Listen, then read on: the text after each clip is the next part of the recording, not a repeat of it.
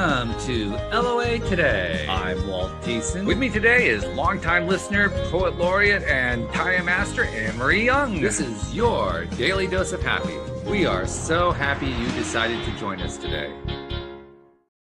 And actually, Anne-Marie can't join us today because it's her husband's birthday. She's going to be celebrating the day with him, so she'll be back next week. But I am joined today by Gina and Seth Horan, who have one of those stories to tell that starts off really terrifying and turns into really terrific. And it gets worse first. Well, it always does. That's the way these things go. There's a big dip, there's a crash and burn, then there's the recovery at the other side. And that's where, first of all, we learn the most and we have the most to share. And second of all, that's where we all feel better. So, it's a nice winning combination. But guys, welcome to the program. Thank you for joining me today. Thanks for having us.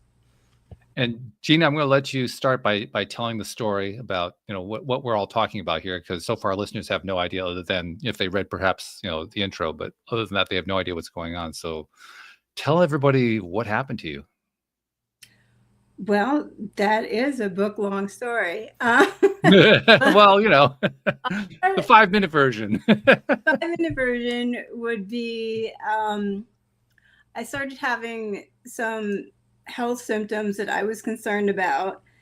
And like most people, I sort of brushed them off and thought, I'll take care of this later. But then I started coughing up large quantities of fresh blood, and that was concerning.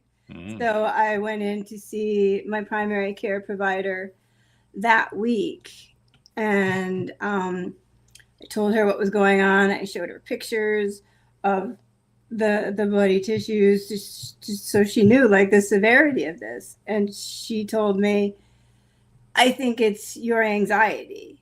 And I was surprised by that, because I know I have anxiety because I've had it since I was 5, and it never really made me spit blood at people before.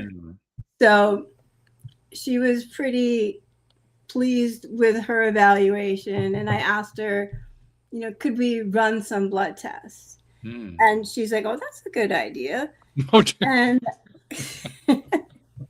And she did that. And by the time we were pulling into our driveway, the phone was ringing to say she wanted me to come in for a CT because she thought I might have a pulmonary embolism. Because I hadn't done really well on those labs. And so that did go on that day, which is lucky, because I'm going to pause to say, if you are 46 like I was, under 50, it's really hard to get a lung cancer screening, which was my problem. I had every symptom of lung cancer except I was under 46 or under 50. Sorry. So that was what kept me from getting it in the first place. So I went and got a CT, and she had me wait for the results there. And she actually called us into the receptionist cubicle, because she wasn't at the hospital we were at. She was at another one. And she told me it could be 7 or 8 different things. And what it looked like I had was a cloud of pneumonia. And then she asked to talk to my husband, and then we went home. And I started medication. This was Friday at 5, which I've warned people, don't do medicine Friday at 5. Bad. And Monday, so Friday and Monday, I wake up with the phone constantly ringing saying I have all these appointments to get checked for cancer. I suddenly have a thoracic surgeon. I have all these appointments, and I don't know what happened, because I was told I didn't have cancer, and all of a sudden I did. And so I started out I didn't know what to think, because it was anxiety, it wasn't cancer, and then it was. And well, to move forward, I couldn't get to the thoracic surgeon because I was too nervous. because he wanted to do a double lobectomy. So I went from not knowing what was wrong to really not knowing still what was wrong, but he was sure that taking 2 lobes of my lung out would fix it. And I didn't think it would. And so I kind of did not feel good about that option. And my saying that didn't really get heard. And so I was essentially dropped from care, because if you were going to put a fine point on it, it was get 2 lobes of your lung removed or nothing. And so I got the nothing. Wow. So, but they're working real well right now. So I'm glad to hear that, by the way. thank you. Listeners are as well. This is March by this point, and I'm starting to lose the ability to walk. I'm starting to see that my oxygen is no longer in a healthy range, and not knowing what else to do, we experimented with some alternative treatments, because I literally didn't know what else to do, because I didn't have an oncologist. I didn't have a doctor I could go to. And so we were going to try anything, because at that point, when I researched lung cancer, because at this point it hadn't been confirmed, because I hadn't had a biopsy. When I researched it, it said that there was no cure, and I wanted a cure. So I'm like, I'm not going to go and get a no cure, because I would like this to go away. Yeah. What's the point of going for it if you're not going to go for it? Yeah. Oh, I'm an artist, and I've always sort of lived in my own world, or painted it or created it. And I didn't like their option. So I'm like, I'll do it myself. Okay. Yeah. And so we're going to fast forward through that to June. I end up, by then, things haven't gone too well with the alternative treatments, and I'm pretty much almost completely bedbound, and I'm 75 pounds. And so I go to my parents' house with my husband and my dogs, because I know he needs help taking care of me. And I decide to go to a hospital in that town, which is the town I grew up in, and a place that I was familiar with. And so I was like, I'll just go there, and I'll see a doctor there. And quickly I went there, and I had an appointment with a doctor who didn't show up that day. And so another doctor agreed to see me, and she looked at me, and she just admitted me. So okay. I didn't make a very good impression on her. So it's a note to the people like myself who put so much stock in an alternative treatment that you believe will work, that people assure you it will work, and it did not work. It did not. And that was crushing for me, because I don't consider myself unintelligent and all these things that people associate with that, but I was just shocked. But in that admittal to the hospital, I got my biopsy done, but they biopsied the wrong lung. So they still didn't really know what was going on. And I kind of got diagnosed by spitting in a cup, which is what I had been asking for the entire time we were back home, because they said I didn't know if I had the nerves to go through with, in order to do a biopsy, that they stick a hollow needle through your back between the ribs. And I was like, well, I've read about this. And they're like, oh, you people and Google.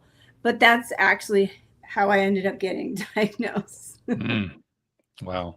Because, this lung, that lung, they look the same. And so this is the beginning of June. And after that, my doctor came to my room, and I hadn't seen her since she admitted me. And she said, I'm going to start you on chemo. And I told her I didn't want to do chemo because I'm emetophobic, which is I have a phobia of vomiting. So that was one of my things. I was trying so hard to stay away from chemotherapy. And she said, well, you can do it. You can not do it. If you do it, you probably have 3 months. If you don't, you have a month, whatever. Just let me know. And so after that heartwarming speech, I thought about things and I decided to definitely not do it. And then the nurses came with it at 5 o'clock to my room. And I ended up talking to a nurse who didn't talk me into doing it, but he talked to me and he listened to why I didn't want to do it. And he was the first person that, since this had started in February, really listened to what was going on with me, that I was terrified. Sure. I mean, in this short amount of time, I went from being like this to 275 pounds, to not being able to walk, to not being able to sit up because I had a tumor that was blocking my trachea, that if I sat up, it tanked my blood pressure. And I didn't know any of this, and nobody told me any of this. And I asked him, what would you do if you were me? And he said, I honestly hope I would never end up where you are. He's like, I don't know what I would do. And I liked the honesty of that. That's very honest. Yeah, he's my buddy Joe. He's still my friend, which is an amazing thing to have somebody stick with you through that, because there's different kinds of nurses. But at the time, my husband was sitting there and my mother was sitting there with their fingers crossed that I would do this. And it occurred to me, if I went home, I knew I was going to die. I knew that. And I knew no matter how afraid I was of what was going to happen, I didn't really have a plan B right then. And when you have anxiety, you have a plan B, you have a plan C, you have the entire alphabet. And I didn't have anything else. So I'm like, I have to do it. And I started off at what they called baby doses, because she was afraid, my doctor was afraid, that if they went aggressively, that the tumor in my trachea would break off and choke me to death. So that was very calming. Yeah. And very pleasant nights. Yeah. Not worrying about that. And I lasted, so I went weekly, and I made it through the first 3 doses and the second 2 doses. And then that 3rd week, I collapsed in a hypercapnic breathing emergency because the tumor in my trachea had grown so much that oxygen couldn't get past it and CO2 couldn't get past it. So I passed out, and he brought me to the emergency room. And they would tell him, basically, I was like Old Yeller, and it might be time to take me behind the barn and put me down. But they like me, so they asked if they could take me to a different hospital, which is what happened. And I would be brought by ambulance to a hospital that had, a higher ranking emergency department. They were just considered a better trauma center. They were a level up. We went to the good hospital. I was more traumatic. Yeah. And that, if I sort of remember that, because he tended to lie to me to keep me calm, and he told me that we were going home, and so I thought it was going home, and it wasn't. And so when the ambulance stopped, I was in a different city at another hospital, and I was wearing, at the time, a BiPAP mask, which every respiratory therapist I've spoken to about that said, I'm so sorry. Because it's not CPAP, it's BiPAP, which is, it was the only thing that was keeping me alive, because the air is coming out of it that hard all the time. And I had that on for about 48 hours before I was brought in for an exploratory surgery to see what was going on with that tumor. And I would not come out of that surgery, I would be put into a coma, and that's, I suppose, where you were interested. Well, she did come out of that surgery, just not conscious. Yeah, Let's be clear. Well, when I woke up, I never knew that I was in a coma, so I thought that was waking up from the surgery. How long were you in coma? Just about 10 days. So they put me in an induced coma to try to, at first, snake a pediatric ETT tube, the intubation tube for a child. They're trying to get it past the tumor so that it would oxygenate my left lung, because my right lung at that time was completely collapsed under about a 17 centimeter tumor. So not a lot of treatments had worked thus far. Apparently, yeah. So in order to do that, I have still this uncomfortable saying I had to be asleep and paralyzed. And this is where he comes in, because I now nap. I mean, we use black humor to talk about it a lot, because it was just such, it was just a bleak time. Oh, absolutely, sure. But she really was. I mean, she didn't move for 10 days, and during that time, it was me making her medical decisions, and it was, trying to figure out who to trust. Being approached by a new doc. It seemed like being approached by a new doctor every day, always trying to hear the same story, and you feel like nobody's talking to each other. You feel like you're in this big, big building of people who say we're here to help, and yet it's a really defenseless, helpless feeling. Because it felt like every day somebody would be coming in. It almost felt like they were trying to tell me what to do. Of course, they'll never tell you what to do, but at the same time, they were trying to sell their services in a way, in a strange sort of way. And oh my goodness, we've added somebody to the chat. Hello there. I didn't want people to think that was your stomach. Thank you for that. Well, we were never very serious people before this happened, so that didn't change. It was just probably good. The humor probably helped a lot. Levity, even. It made everyone uncomfortable. Well, you had to say goodbye to me like 3 times in that coma, didn't you? Well, that's where I was going. And in that 10 days, I was told, I mean, at least on 4 different occasions, this is it. Make your peace. She's not going to pull through. And I mean, for the sake of time, I'm not telling you every minute detail of each time to do this, but just hearing that once is one of the most traumatic things anyone will ever hear. Sure. This person in this position of authority looking you in the eye and telling you, it's time. I think you need to confront this. And that's something you really hope you never have to hear about anybody. But to hear it, to come past it and say, nothing, we're still everything good. Oh my God,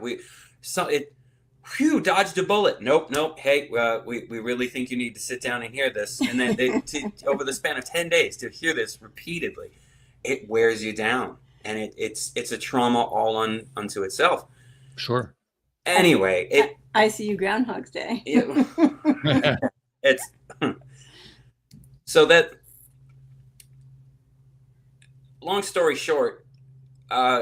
She had some excellent care while she was unconscious, and I guess she lucked out and got some really great doctors who were good at what they did, and all these things that she was able to undergo while she was unconscious did a lot to save her life.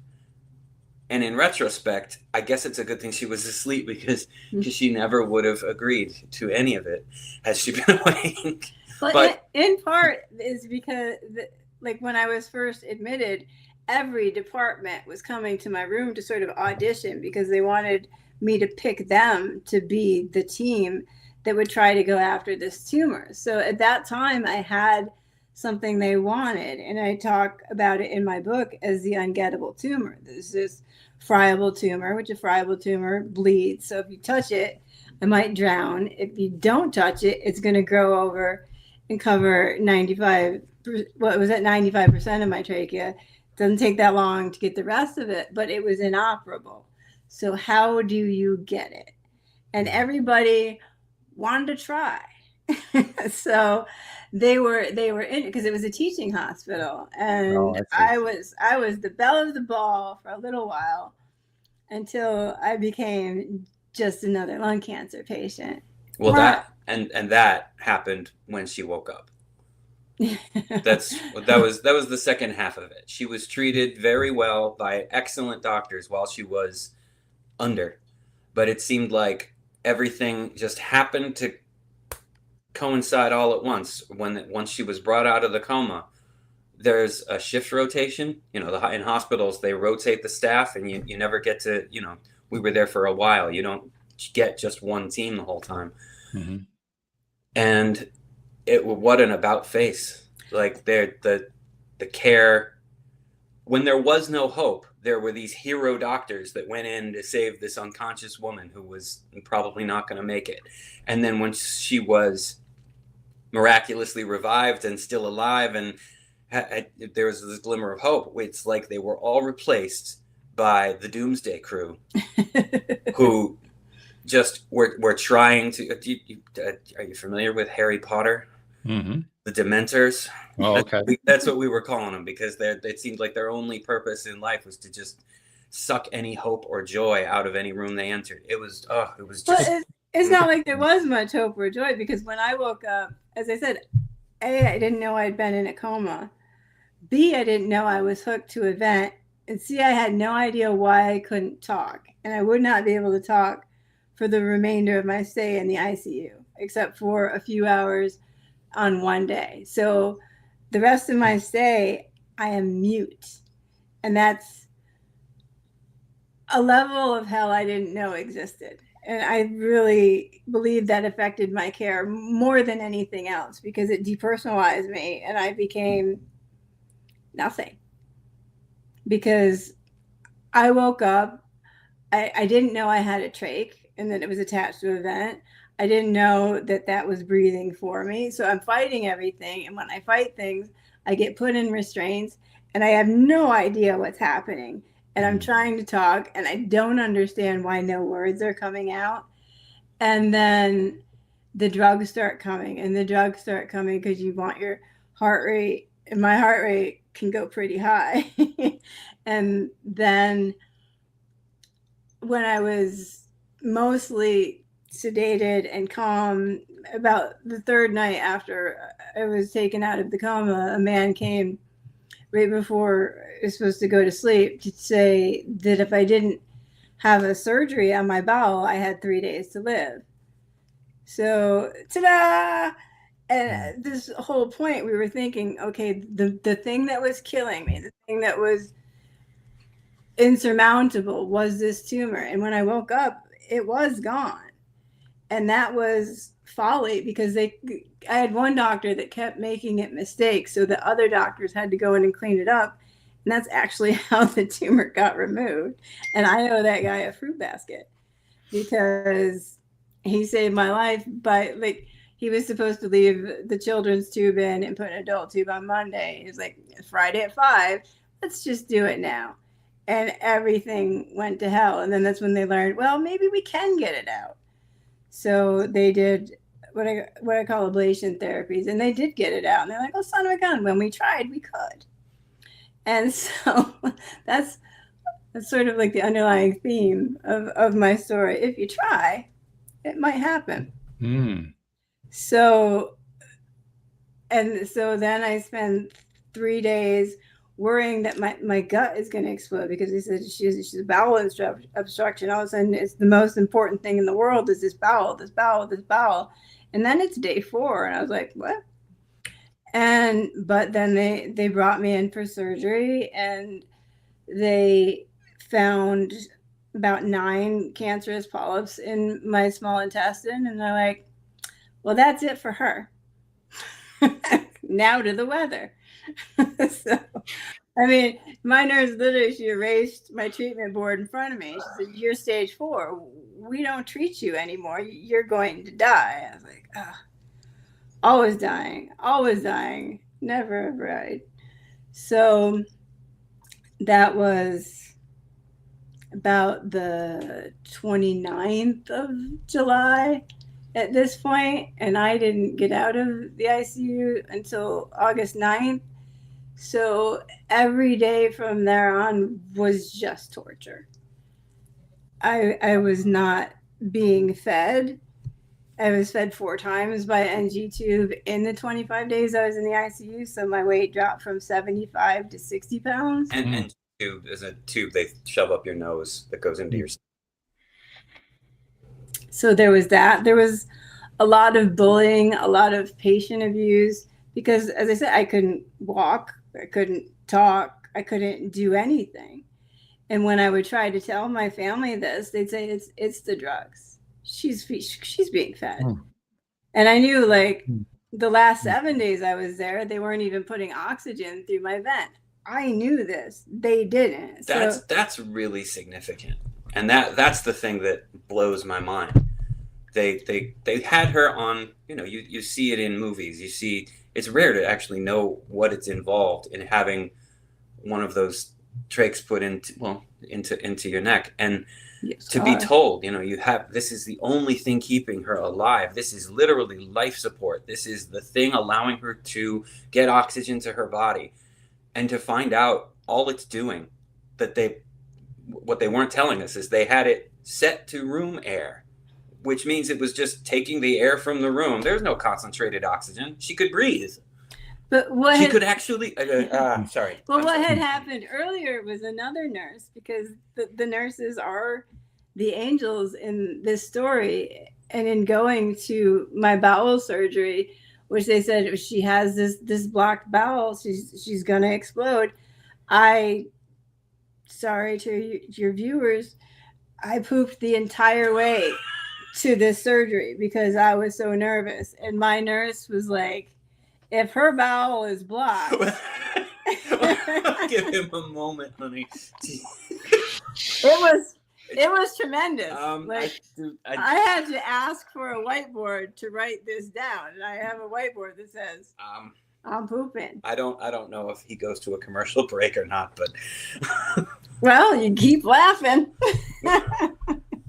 because I was stoked because I'm like, I don't have to have the surgery because my bowel has never let me down when I'm nervous. Always gonna have to go, always. And I was like, it's awake. But no, they said she has to have the surgery because the room is booked in her name. And so later, I mean, that's how serious these rules are. Like, well, your bowel's not blocked, but the room's in your name. But I know there's some good news in here somewhere. I'm just kind of waiting for it. Well,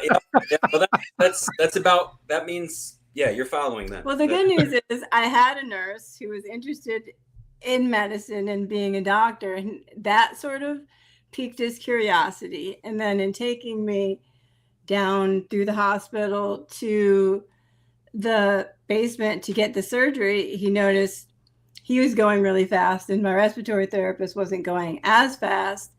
And waiting for an elevator, he's staring at me and I'm looking at him and he's like, "You're breathing." And I nodded, but I had an ambu bag that I was breathing and it was going in and out, and she wasn't there with her little hand squeezing it. And he said, and I was like, he said, "We were told you can't breathe, that your lungs no longer work." And so he took further interest in me from there. But at this point, that day and then the following days, he and the respiratory therapist, without my doctors knowing, would test to see how long I could go on room air without my oxygen dropping. So during all this time, later on, when they were thinking they were hurting me, I knew that my saturation was 95% on room air because of him. This nurse that was banned from the floor I was on because they said he got too attached to a patient. God. That's why you gotta laugh or you're just gonna cry. Like I said, while she was unconscious, she got excellent care. But it's like as soon as she woke up, they took away the A team and gave her the Z team. Yeah. Yeah. So he is a person that was barred from the floor I was on because they said he's taken too much interest in me, but he would still get notes through going, hold on, because he knew when you pay attention, you see things. Because later on, I would write Seth a note that said, pay attention when the doctor's here. Because one of the reasons I wrote my book was because these red flags for the patient abuse were so vivid to me. But I'd look around, and when a doctor came in, my parents are there, my husband were there, and they would do this. Like they were giving us privacy. They would look at their phone. They would not listen. They would tune out. And doing that, they didn't hear. Like they would sometimes make fun of me when they were there because they knew nobody was listening. It's part of the trust. What you're describing is not surprising to me. It's obviously horrible to hear, but it's not surprising to me. My father passed in 2008 from symptoms related to Parkinson's disease.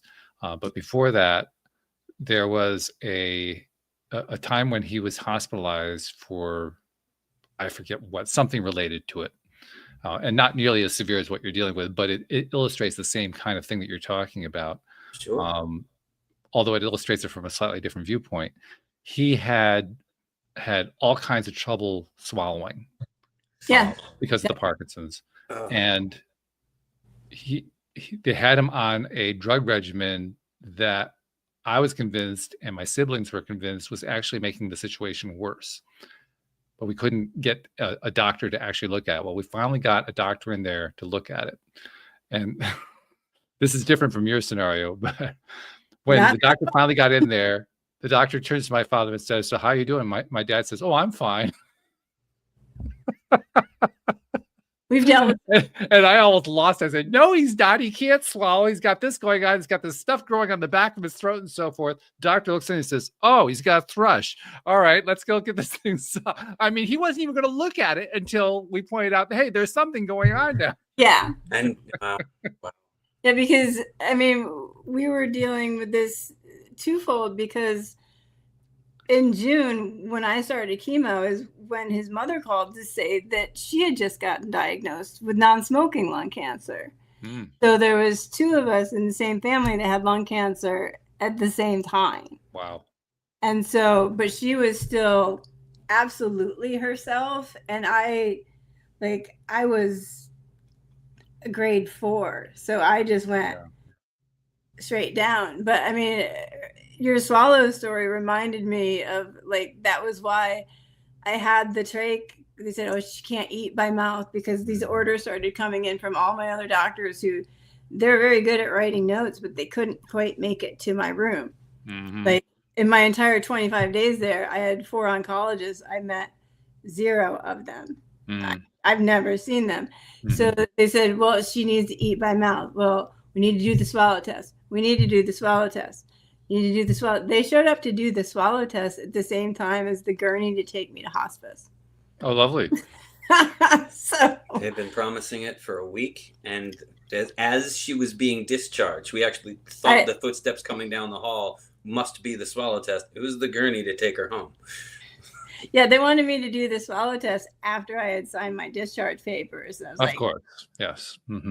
But that ended up saving my life because when I left, they didn't know if I could swallow. So it's sort of bopping around in the story of just talking about the tragic areas of it. But I watched this fight between him and my hospice team about whether or not it would be life-saving measure to give me saline or which is crueler, to let her dehydrate or to give her the saline. And I'm just, this whole time, like I said, I knew what was going on because I had heard my doctor say a few days in a row while he did his stand-up comedy about how I was dying, he would say, she's starving to death. And he would go into how the fluids I was on were going to flood my kidneys and I would die from organ failure. He thought this was hysterical. And so I had come up with this plan that I was going to go to hospice because I'm like, well, I didn't know how to cure the cancer, but I know how to eat. So I just got to get out of here. So there are almost no words after a while. But he is a man that sort of Marceau fought with for like 2 weeks because he didn't like me, because he let me talk once and I asked him to stop glorifying my death to my 80-year-old parents. It was the very first thing I said, and this whole time I've been in the ICU, but it was driving me insane. And just one of those things, because I'd hear him in the hall like, oh, she's riddled with cancer. It's like, I'm going to go out in a blaze of glorious cancer. And then I'd wonder like who he's talking to and see my mom walk in white as a sheet. And I'm like, no. So my error was to ask him not to do that, which he took as, I will kill you. Yeah, I get what you're saying, and I get the black humor of it. Clearly, it wasn't your error. There was a lot of errors. There were definitely a lot of errors. But the long shot of it was she agreed. She learned to agree with everything they said and convinced at least her parents. I wasn't really sure what was going on, but basically said, let's go home on hospice. Let me go home on hospice. Tell them you'll take care of me if we just go back to our house and let me get out of here so that I can get well. And I was thinking at the time, either she's absolutely right. This is something, I've just missed something this whole time and she's going to live. Or this is just, she's crazy, she's delusional, and this is her last wish.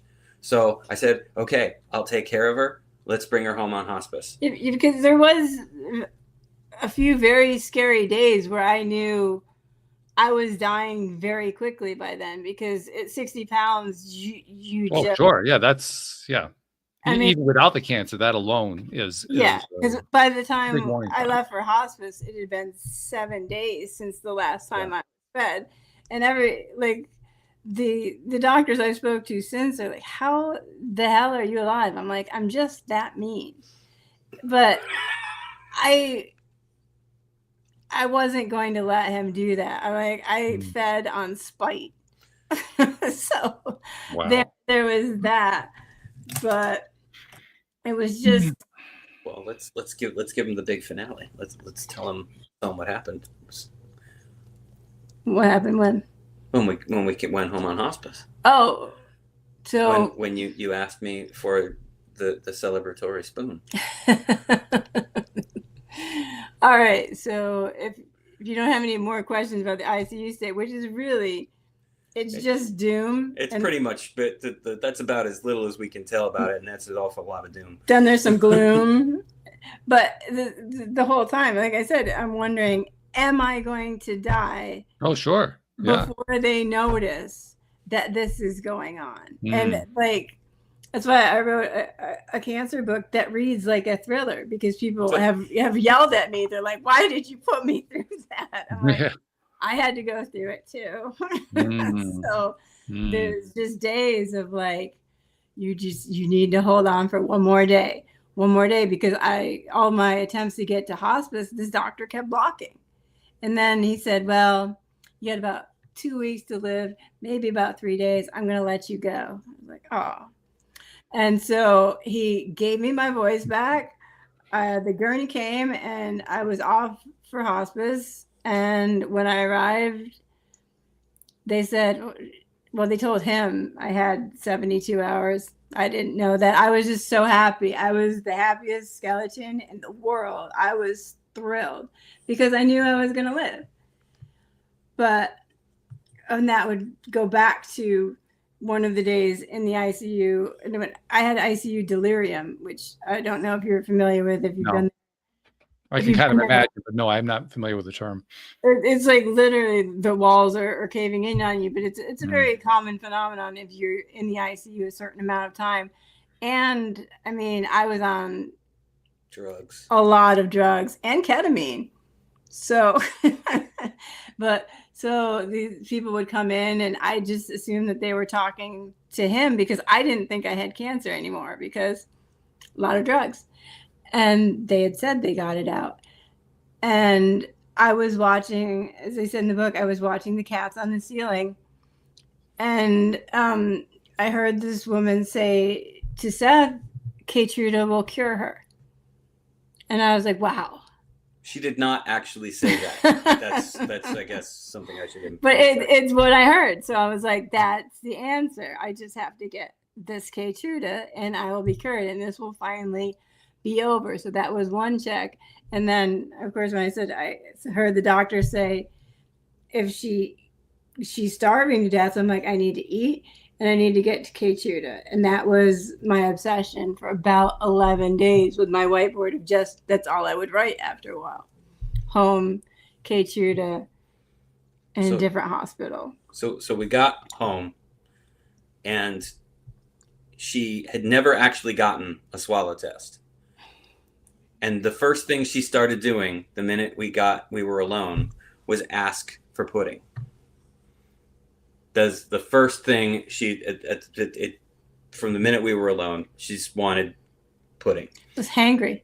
So here I am again, being faced with, well, I mean, obviously, she of course I want to feed her, but she never did get the swallow test. Is this going to kill her? Is this literally going to be the last thing she requests? And also, when they did the bowel surgery, they put in a feeding tube.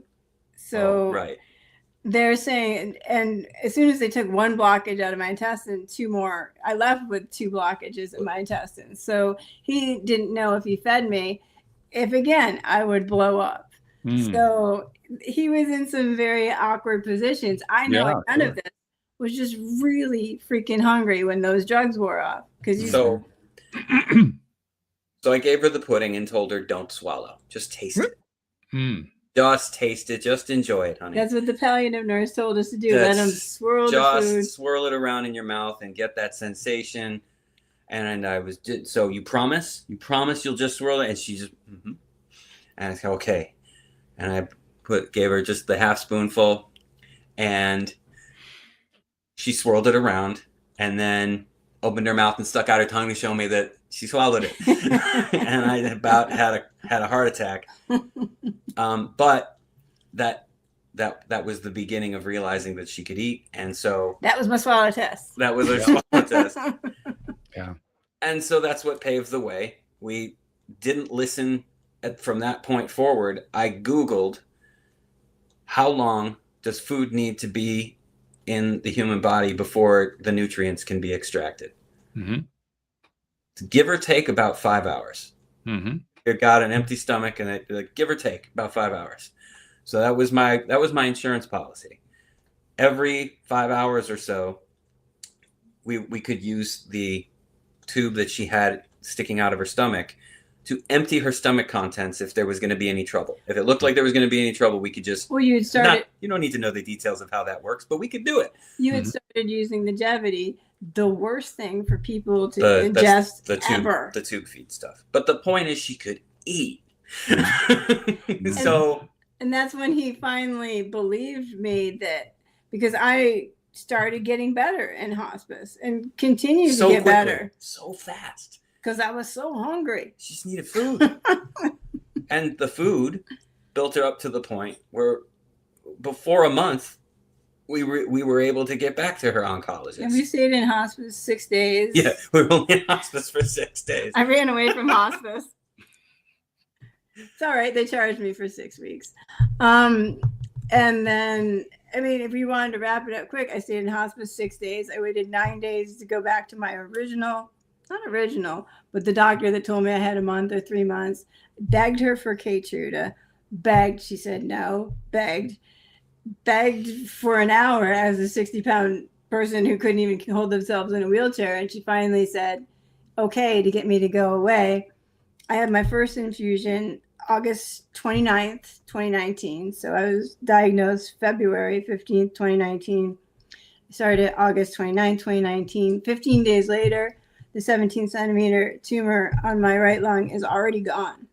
Wow. The lobes are working. The lung is working again. Get reinflated. So a few weeks later, stand walking. Within 3 months, the first restaging scan, I had gained 50 pounds. All the cancer was gone. And we were happy. The doctors less so. People always think like your doctors must have been so thrilled. They don't. No, it doesn't fit their idea about how it should go, and it throws them off. Oh, that still goes on. I'm like, well, maybe I'll get hit by a bus. Because my doctor did this for years because I was so excited. And she's like, it's going to come back. It's going to come back. Mm-hmm. She's like, I've seen this time and time again. And later I realized, no, she hadn't. She hadn't had solo Keytruda patients. And we've been looking. We have been looking I believe it, yeah. for other patients who've gone through a similar sort of timeline with a similar sort of treatment, and we can't find any. I mean, the first time I went to this cancer center and I walked in, it was the first time I ever walked in. It was Halloween, and I had a nurse drop to her knees and grab her cross. Like, I'm someone who had to have their photos retaken to get into places because they're like, you don't look like that anymore. So it was a real opportunity for other people to see what was possible. And that's why, like, I never wanted to write a book about my story, but I wanted people to see that there was hope, because as you see, we're idiots. We are absolute idiots. He's a bass player. I'm an artist. And once you run away from hospice, they don't give you help. Like, we're my PT, we're my respiratory therapy. We were everything because we weren't given those things. That dog is my therapist, and he is excellent. So I'll tell you something. I mean, anybody who's been listening to this story, all the listeners who've been listening, I'm sure are blown away by it. I have only one thing that I've heard so far that it just rubs me the wrong way, and that's where you say that you're idiots. Because you're far from idiots. Well, thank you. I also call myself the smartest man in the world. So. Yeah, well, that's probably closer to the truth. Yeah.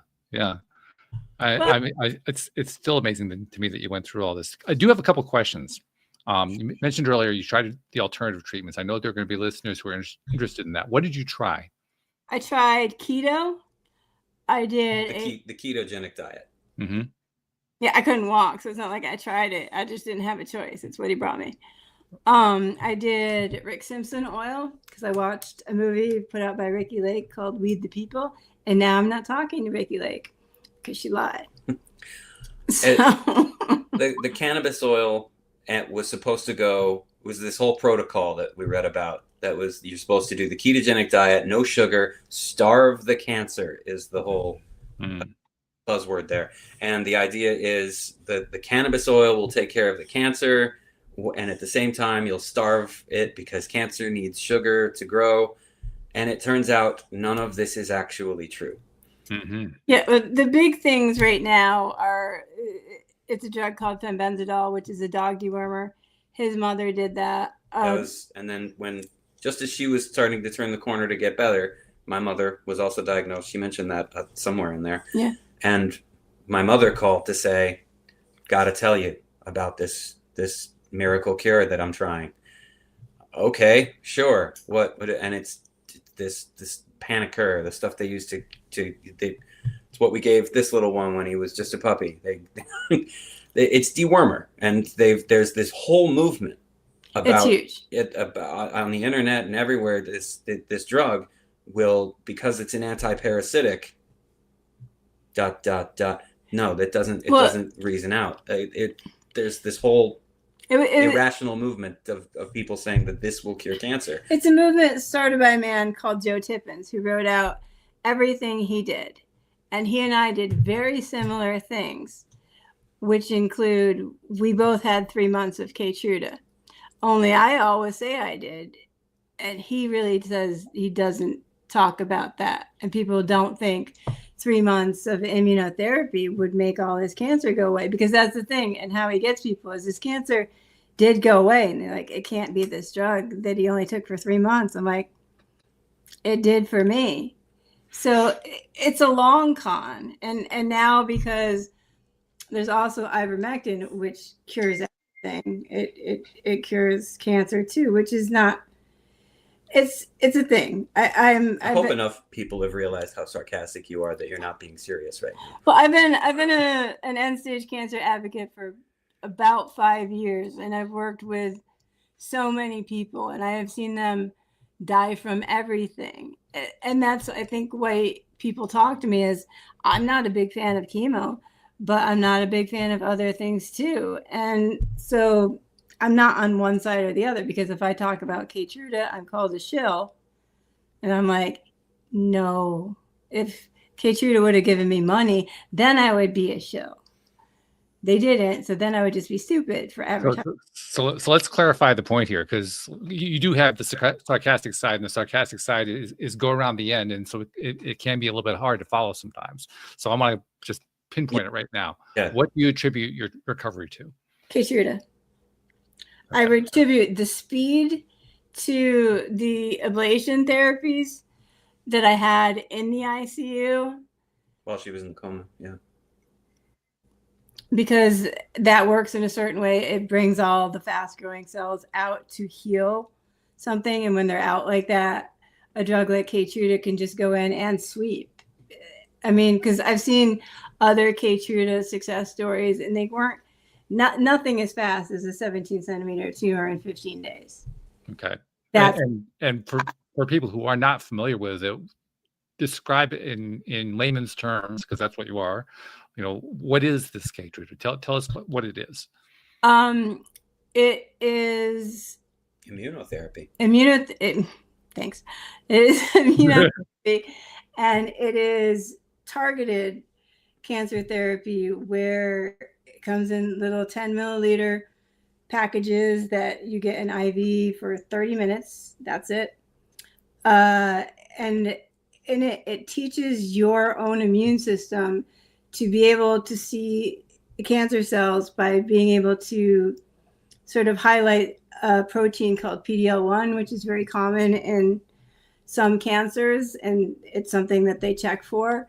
And so it's like a cold now that your immune system can actually see, because cancer becomes cancer when it goes above this gradient that your immune system can't see, immune system can see. Like, we have hundreds of cancers in our lifetime that our immune system just wipes out and takes care of. Mm-hmm. But a cancer becomes a tumor when it's not caught, and then it just starts growing and growing and growing. But the Keytruda allows your own T cells to see it and kill it, just like any other sort of virus or something like that. Okay. All right. And the book that you've alluded to a number of times, it's called The Dead Girl's Guide to Terminal Cancer. The book that you didn't want to write, but you wrote anyway. Thank you for doing that. Do you lay out any of, you lay out all the storyline. I'm sure you do that. Do you lay out also some of the discussion about what we're talking about here with Keytruda? I use my doctor's notes after every time I leave, because before that cancer-free scan, which was December 9th, 2019, all I had was 4 doses of Keytruda, which that would be, I'd get labs taken. They're like, kidneys working, liver's working, You go, you sit, you get an IV for 30 minutes, you go home. I didn't really have any side effects. It's all documented, and we thought we might get some trouble from certain quarters publishing this. So as much of her medical file as is relevant to anything that's happening in the story is there. Like we share her actual medical file. So the med speak for anybody who's interested is right there. If you can skip it if it means nothing to you, but it's there if you want to see it. I used my legal medical file, which is slightly different than your normal medical file, because your legal medical file, everything is done. That's why I can prove how much food I was given. That's how I can prove that there was no oxygen. Everything has a trail because for litigation reasons. Yeah, sure. Very interesting. And I'm glad that you included that in the book. That's why I mentioned the title of the book again, so that anyone who is interested, they can not only know what the name of the book is so they can find it. I presume it's available in all the usual locations, but also they know what they're getting into when they're picking the book up. It's funnier than people will think and stranger. So, I think we've gotten that sense just from hearing your story, just from the way you kind of convey things. We kind of pick up on that a little tiny bit. Yeah. People either like the book, or I've had a couple people that like, if you were nicer, those doctors wouldn't have tried to kill you. I'm like, you think? Yeah. I mean, 25 of those days I couldn't talk, and that's when they were the maddest. So maybe it was because I couldn't talk that they tried to kill me, because I'm a delight. You're certainly a great interview. I'll give you that. It's my first one. Well, thank you for making us the first place where you told this story. I mean, that's really, we're honored by that. Media training to make everything all smooth. No, it's my thing is to tell things like they are, and I can't tell my story as someone else. Like, this is how I went through cancer. The same incredulous look on my face was how I went through Atlanta. Like, what the hell is happening? Mm-hmm. Because like someone asked me, like, well, what's your prognosis now? I'm like, I still only have 3 days to live. That was never updated. I'm like, never updated. 6 years and 3 months I've had. Well, actually, that leads to an interesting question, because one thing that a lot of people like to talk about is living in the now. That kind of is a statement of living in the now. Do you actively take advantage of that? I figure that nothing can kill me, so I figured I'll just live forever. Okay. The best way she described it to me was one day she put off taking one of her scans. And I said, don't you want to know? Are you sure you want to put this scan off? Don't you want to know? And she said, you said something to the effect of, no. No, it wasn't that you, well, you said no, but the point of it was, she said, I had cancer, it's gone. Now I'm just like everybody else, because I could go outside. I don't have cancer. At least I don't have a cancer diagnosis. I don't have cancer I'm aware of. I could go get a scan one day and maybe find out I do. Or I could make a wrong turn walking down the street and get hit by a bus. So she said, in that respect, I'm just like everybody else. So no, I'm not in a hurry to go get a scan that tells me what I am. Because right now, I am just like everybody else. I have the life that I had before I went through this. Mm-hmm. And so in maybe a few thousand syllables more. But yeah, that sounds to me like living in the now. And part of that was I stopped having an oncologist in 2020 because mine left, and her replacement would be another episode about, if you ever have like an episode on really obtuse, stupid people, I'll talk about her. Okay. Maybe we'll invite her on and we'll make it a thing. Well, oh my goodness. I've been cancer free for 9 months. So she's like, would you like to get on chemo? It's like, that wasn't a response. What are you Did you really say that? Yes. Oh my goodness. I think, what are you smoking? And can I get some? But yeah, you can put her on the CBD formula. I mean, that might help her. But she's a different battle with me. But no, so my running my case, because I mean, from that point on, I scheduled my scans, I scheduled my Keytruda, I scheduled my labs, I did everything because when I would talk to my oncologist, she would want to talk about death, because every once in a while I'd go back, I'd get afraid, I'd talk to her. And like, I talked to her in 2023. I went over a scan. She's like, I think you should go and get a PET scan. Well, what I had shown her is that I just got a clear CT scan. She's like, I think you should get a PET scan. She's like, I'd feel better. I'd feel better if you got a PET scan. I was like, I said, I don't care that much about how you feel. Good for you. Congratulations on saying that, by the way. Oh, she would congratulate me on a lot of things I've said to her. But it's that with oncologists, I call it like a lack of hope when you're dying, and then you become me and you're perfectly fine, and there's still a lack of hope. I'm like, you have got to be kidding me. I learned to crawl and then to walk, and you're like, oh, you're still gonna die. I'm like, oh, you watch me. I will not die just so that I can go to your funeral and be like, this is just that part of the story alone makes this entire episode worthwhile. I mean, the whole episode is worthwhile, don't get me wrong, but that one little bit there makes it particularly worthwhile. And the reason I say that is it on the one hand, it doesn't surprise me. On the other hand, it befuddles me. It befuddles me because medical science already knows about the power of nocebo. And I don't know if you're familiar with nocebo. Okay. I mean, it's well, have you ever read the Joe Dispenza book, You Are the Placebo? He goes into it a lot in that one too. But it's well documented within medical science that this is a thing. This is a phenomenon that has been going on for generations. Absolutely. And yet somehow none of them seem to get the memo.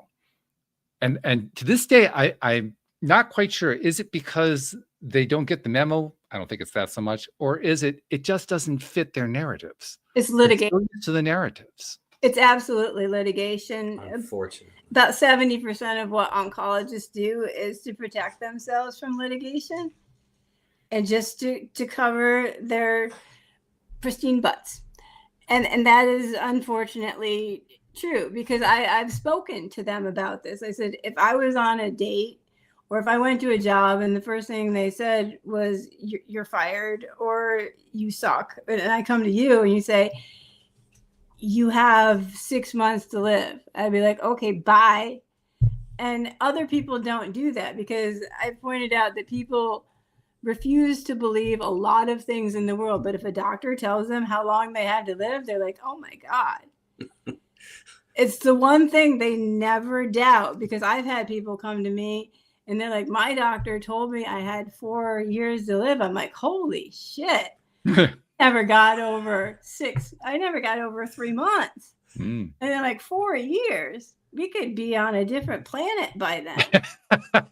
I'm like, you don't think anything? They're like, oh, they want me to start getting ready. He asked me once to get myself ready in the ICU, and I wrote, burn it all. It's just like, I never thought I was going to die. I wouldn't let myself go there because it seemed like a stupid place to go. Because I was 46 years old, and it's like, it's in my notes. Like, patient says she's 46 years old and is too young to die. That is in your notes. They put me in therapy in the ICU with a therapist who was supposed to convince me I was going to die, but did not notice. I could not speak. And so he yelled at me. He's like, why aren't you answering my questions? And I was like, can't talk. Because with a trach, you can't even whisper. There's no air that goes past there. So I had to like wait. So I just like I did this with a few doctors. I would just put my hand up and like waiting for them to notice me. Like, and sometimes you'd wait a minute. So they would so then they learned to come in and just start talking to Seth. I'm like, I'll just be over here because I'm busy anyway. I mean, that is how I became like, well, I didn't become sarcastic in the ICU. Now I don't even think I could get you to believe that. Let's just say you developed the skill. How about that? I kept my sense of humor, because if I didn't, I don't know, without the ability to throw things at people, I don't know what I could have done. But what I did to them in my head wasn't nice. I'm sure. Yeah. Because I kept thinking that, because they kept like, they had their nicknames for me. Like, I was a monster. I was the dead girl in room 13. I was Sticks. They had all these little names. Like, I don't know. I'm 60 pounds. And I'm just like, you're mean. But I couldn't say anything. So I'm just like, I'm a delightful person. And you don't know that because I can't talk. Wow. But it had to do with it being a teaching hospital, and every nurse I had was 24 years old. Yeah. It's Wow. So they didn't have the life experience to deal with that sort of illness. So they turned into a version of me where it wasn't happening. Like, put this way, when COVID hit, my nursing floor, like 60 of them got arrested for having a party during the first week of lockdown. That's true. Like, that's so we saw that in lab. So for nurses, I say there's paycheck nurses, and I say there's patient nurses. And if you get a patient nurse, someone who has a calling to care for people and to look after them, you'll see it immediately. You grab onto them. You never let go of them. Yeah. I'm still friends with most of mine, but the paycheck nurses, you just sort of make yourself small, and you're like, those are the ones that kept yelling at me about my veins. Your stupid veins. I'm like, sorry. like I'm supposed to be like, are you having a bad day? at the very least, yes. Once I got a little better, I started doing that. I'm like, I got terminal cancer. How's your day? Well, my day just got a whole lot better. Right? Like, I couldn't find parking. Aww. Hey, Gina and Beth and Seth, thank you so much for sharing the story and for writing the book and for starting this path. I mean, we're honored that we're the first place that you're telling your story, and I'm sure you're going to continue to tell it. Well, you're probably the only one that can deal with me. That comes from 13 years of practice. I mean, I've done over 2,000 episodes. After a while, you get kind of good at it. So you might have to have me on every week. We'll do a little comedy.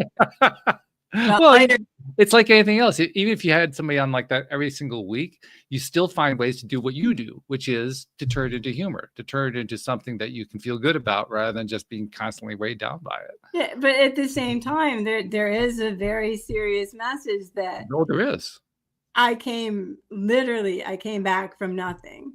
I mean, the list in the ICU, I had sepsis. I was septic. When I left, I had pneumonia in my only working lung. I was dying.